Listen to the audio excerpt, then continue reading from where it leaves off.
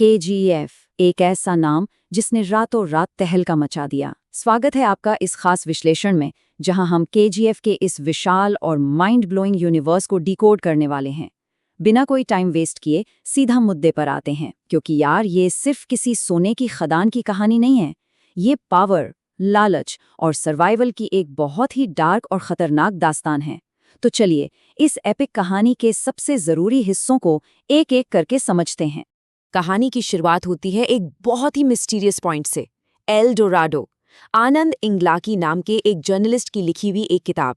अब इमेजिन कीजिए, ये किताब बस मार्केट में आने ही वाली थी कि रातों रात सरकार ने इस पर पूरी तरह से बैन लगा दिया। सिर्फ बैन नहीं, इसकी सारी कॉपियां तक जलवा दी। अब सोचने वाली बात है ना, एक डेमोक्रेटिक देश में एक किताब से इतना खौफ, आखिर क्यों? साफ है, उस किताब के पन्नों में कुछ तो ऐसा था जो सीधे सीधे सत्ता की जड़ों को हिला सकता था। और यहीं से खड़ा होता है हमारा सबसे बड़ा सवाल, आखिर इस एल डोराडो का सीक्रेट है क्या?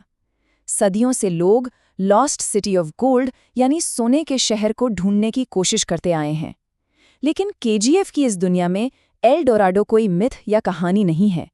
ये एक ऐसा सच है जिसे जानबूझकर दुनिया की नज़रों से छिपा कर रखा गया। आज हम इसी दबे हुए इतिहास की पूरी पोल खोलने वाले हैं।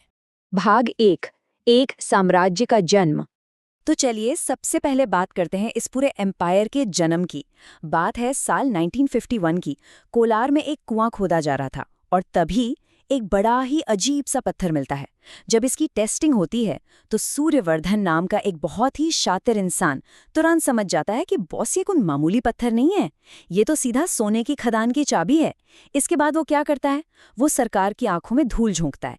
चूना पत्थर यानी लाइमस्टोन माइनिंग का बहाना बनाकर वो उस पूरी जमीन को 99 सालों के लिए लीज पर ले लेता है। मतलब दुनिया को लग रहा है कि वहां से चूना पत्थर निकल रहा है, लेकिन अंदर ही अंदर एक बहुत बड़ा सोने का साम्राज्य खड़ा हो रहा था। और इसी साम्राज्य का एक बहुत ही खौफनाक और काला सच है नराची।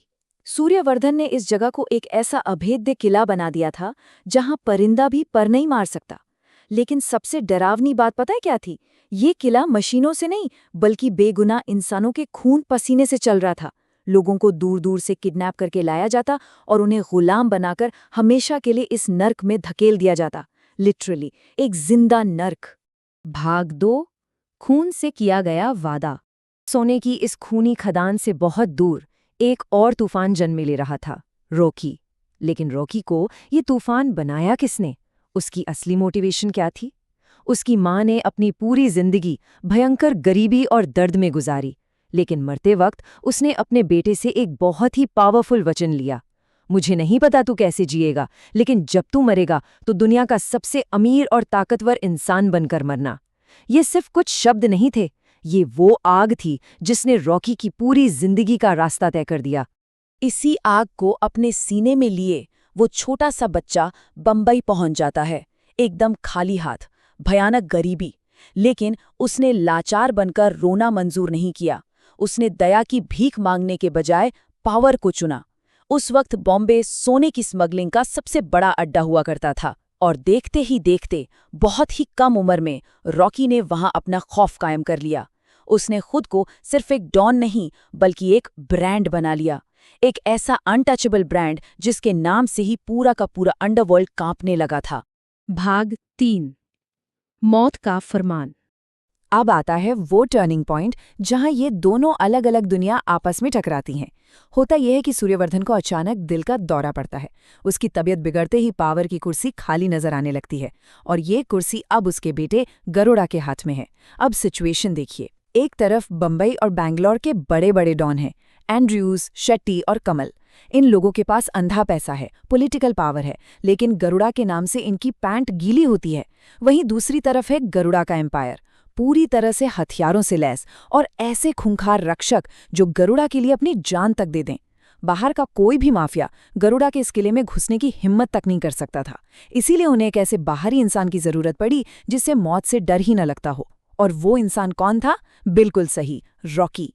रॉकी इस काम के लिए बैंगलोर तो आ जाता है, लेकिन उसे तुरंत एक बात क्लियर हो जाती है, एक राजा को उसके अपने ही महल में एक मामूली सी गोली से नहीं मारा जा सकता। इस राक्षस को अगर मारना है ना, तो बाहर से नहीं, बल्कि सीधे उसके पेट के अंदर घुसकर वार करना होगा। और यहीं से रॉकी एक ऐसा फैसला लेता है जो किसी के भी रोंगटे खड़े कर दे। भाग 4, नराची में घुसपैठ। जरा इन नंबर्स पे गौर कीजिए। 20,000 गुलाम जो पूरी तरह से उम्मीद हार चुके हैं, 400 से ज्यादा हथियारबंद और एकदम बेरहम गार्ड्स, और इन सब के बीच अकेला रॉकी। लिटरली एकदम इम्पॉसिबल ऑड्स। ये कोई प्लान नहीं बल्कि सीधे सीधे सुसाइड मिशन लग रहा था। कोई भी नॉर्मल इंसान इन हालात को देखकर ही दुम दबाकर भाग जाए। तो सवाल ये है कि रॉकी अंदर कैसे गया। वो कोई सीक्रेट टनल या छिपने का रास्ता नहीं चुनता। इसके बजाय वो जानबूझकर, जी हाँ जानबूझकर, गुलामों की स्मगलिंग करने वालों के हाथों पकड़ा जाता है। उसे बाकी बेबस लोगों के साथ एक ट्रक में ठूंसकर 900 फीट गहरी उस भयानक नराची खदान में उतार दिया जाता है। अंदर पहुंचकर वो कोई जल्दबाजी नहीं करता। वो बस भीड़ में पूरी तरह से घुल मिल जाता है, वहां के क्रूर माहौल को चुपचाप ऑब्जर्व करता है और एकदम सही वक्त का इंतजार करता है। और अंदर का माहौल सच में रूह कंपा देने वाला। 18-18 घंटे की शिफ्ट, बिना रुके बिना थके काम। अगर कोई बेचारा थकान से गिर भी जाए तो उसे पानी नहीं, कोड़े मिलते थे। वहां एक इंसान की जान की कीमत बस चंद ग्राम सोना थी। रॉकी, जो अब तक सिर्फ और सिर्फ अपने रुतबे और पैसे के लिए जी रहा था, वो अपनी जिंदगी में पहली बार इस अमानवीय दर्द को इतने करीब से महसूस कर रहा था। भाग 5, राक्षस का जागरण। देखिए, हर जुल्म की एक लिमिट होती है और नराची के हालात ने रॉकी को अपना असली और खौफनाक रूप दिखाने पर मजबूर कर ही दिया। होता यह है कि खदान में एक बहुत ही बेबस अंधा बुजुर्ग था जिसे वो बेरहम गार्ड्स बुरी तरह से मारने वाले थे। और तभी पूरे नराची की बत्ती गुल हो जाती है, एकदम घुप अंधेरा। कुछ ही मिनटों बाद जब लाइट वापस आती है तो सीन एकदम बदल चुका था। उस अंधेरे में खदान के 23 सबसे खूंखार गार्ड्स की लाशें बिछी हुई थीं। रॉकी ने अकेले ही उन सब का काम तमाम कर दिया था, और वो भी सिर्फ उस एक बेबस इंसान की जान बचाने के लिए। इस एक झटके ने पूरी नराची का माइंडसेट बदल कर रख दिया। सालों से जिन गुलामों ने सिर्फ मार खाना और सिर झुकाना सीखा था, उन्होंने अपनी आंखों के सामने एक नामुमकिन सी बगावत देखी। उन्हें पहली बार ये समझ आया कि भाई ये 400 गार्ड्स कोई अमर नहीं है, इन्हें भी काटा जा सकता है। उस दिन खदान में सालों से जमे हुए उस खौफ की जगह एक बहुत ही खतरनाक और नई उम्मीद ने ले ली। बिना कोई बड़ा भाषण दिए रॉकी ने उन 20,000 गुलामों को अपनी एक ऐसी खूंखार फौज बना लिया था जो उसके एक इशारे पर मरने मारने को तैयार थी। और यही बात हमें इस पूरी कहानी के सबसे आइकॉनिक, सबसे गूज़बम्स वाले डायलॉग तक ले आती है। आनंद इंगलागी की किताब की ही शब्द है, गैंग लेकर आने वाले होते हैं गैंगस्टर और अकेला आने वाला कहलाता है मॉन्स्टर। रॉकी ने साबित कर दिया था कि वो कोई गली मोहल्ले का माफिया नहीं है, वो एक ऐसा तूफान है जिसे रोकना किसी के बाप के बस की बात नहीं। तो अब इस धमाकेदार कहानी के इस मोड़ पर एक बहुत बड़ा सवाल खड़ा होता है। गरुड़ा का चैप्टर तो क्लोज हो गया, लेकिन रॉकी अभी भी उसी नराची के अंदर है और उसके ठीक पीछे खड़ी है 20,000 लोगों की एक ऐसी फौज जिसके अंदर से अब मौत का डर पूरी तरह से खत्म हो चुका है। अब ये कहानी आगे क्या मोड़ लेगी? जब पावर का भूखा एक इंसान अचानक से हजारों का मसीहा बन जाता है, तो वो दुनिया को कैसे हिलाकर रख देता है?